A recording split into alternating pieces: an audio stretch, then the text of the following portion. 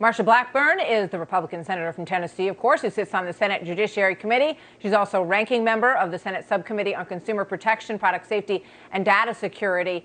Senator, good to see you. Thank you very much for being here today. Yes, so indeed. As we look at 11 o'clock on the East Coast today, what's your best take? You've been watching this process from the House side and now the Senate side throughout your career. Where do you think this is headed? I think they're headed to a stalemate, Martha, because what Nancy Pelosi and Joe Biden and Chuck Schumer are doing, they're talking to people in the Beltway. They're not outside of the Beltway. And the American people have decided that this socialist agenda is about tearing down this country. It is about stripping our institutions, federal control of our schools and of our health care, closing our churches. These are the things that people are seeing. They're furious about inflation, the price at the pump, and what they're saying is stop it.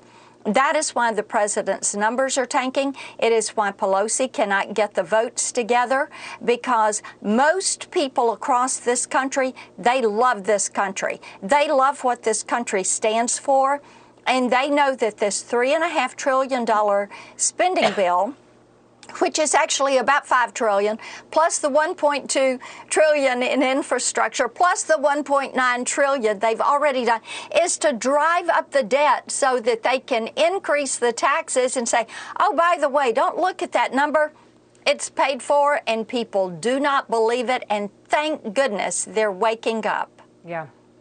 Yeah, they said it was cost $0. I don't think people are going to feel that way when they start to see the increase in their taxes, especially small businesses that pay taxes on companies that could easily hit $400,000 for the company. So here's Jen Psaki, yesterday, Senator. She was pressed on these divisions that are quite clear right now in the Democrat Party, I should say, by Jackie Heinrich, who we just talked to. Watch this.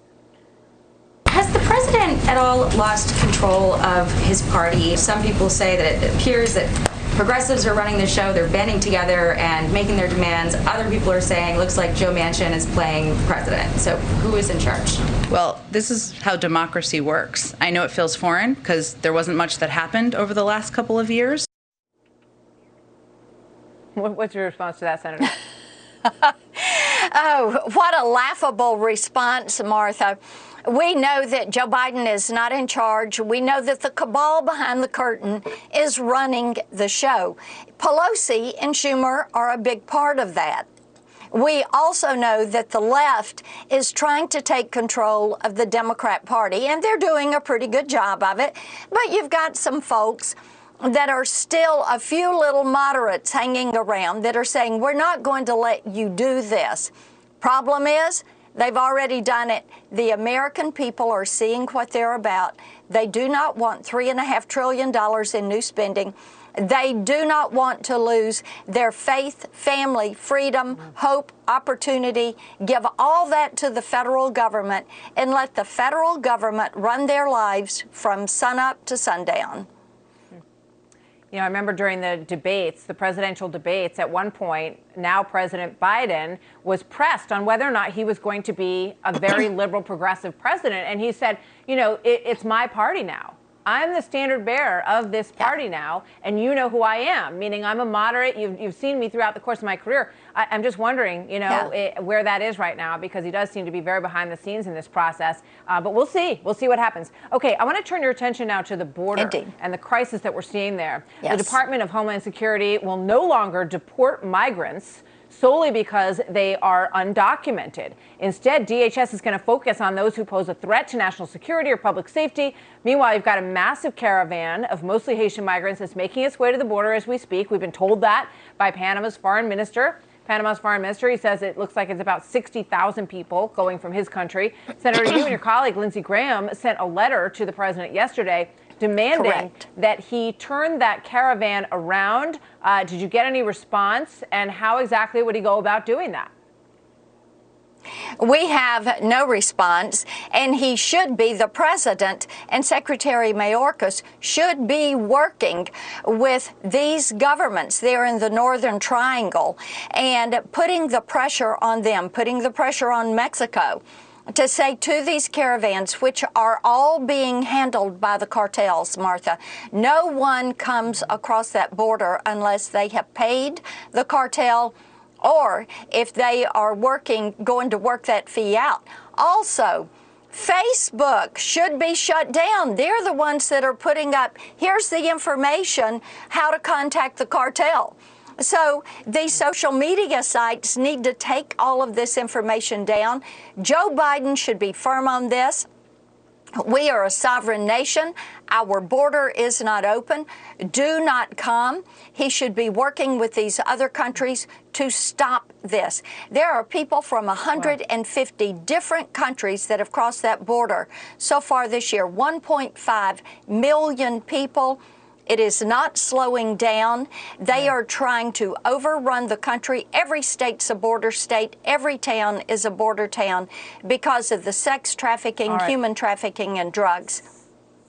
Senator, since you bring up Facebook, yesterday their chief of global safety testified in front of your committee, and you and your colleagues questioned her on the Wall Street Journal's reporting. It found that the company learned through its own research that Instagram was extremely toxic for teen girls' mental health, but didn't do anything about that. It was quite a display, really, of bipartisan outrage there. Watch this.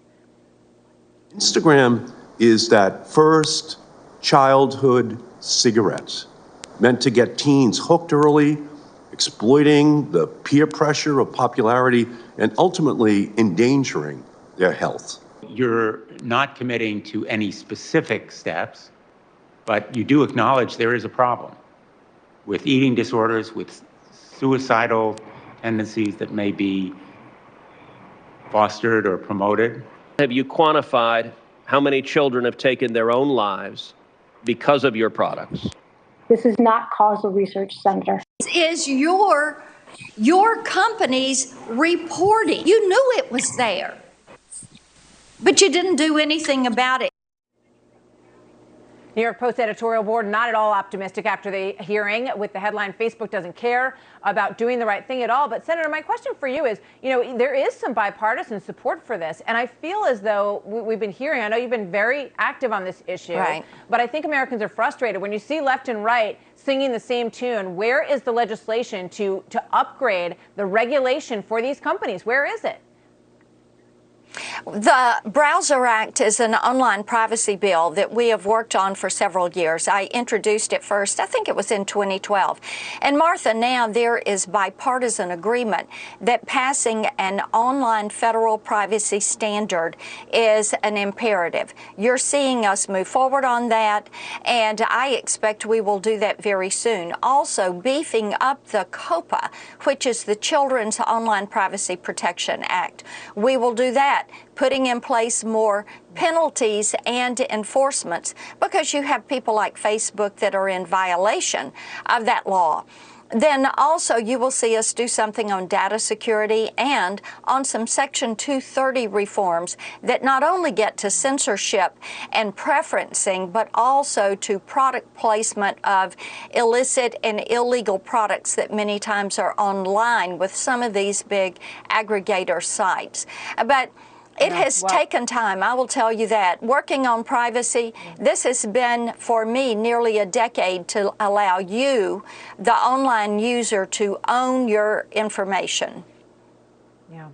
We know you've been working hard on it, and we hope that we do see the results that you referenced there. And please keep us posted on it, because I think that it's a real frustration, and it's great to hear this bipartisan support for some new controls. Senator, thank you. Great to see you as always. Thank you so much. Good to see you. Thank you.